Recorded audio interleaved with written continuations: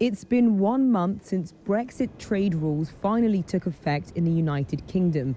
And shipping experts like Jon Swallow say they're seeing fewer exports, pricier imports, and much more paperwork. This is always the weird thing, you know, we're going back in time, it feels. And I think now I'm seeing all the reams of paper, you know, being printed and things. It really does feel a step backwards.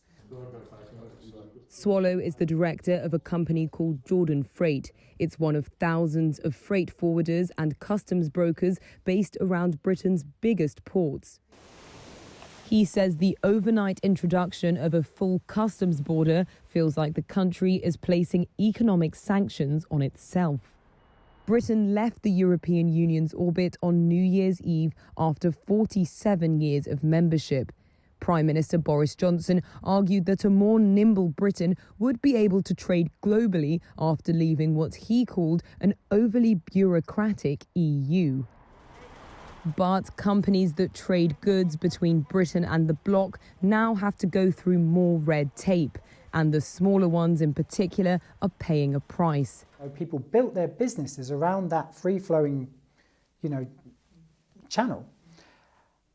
And so just to put it up overnight is really going to hurt some businesses. Swallow's firm moves up to 10,000 truckloads across Europe a year.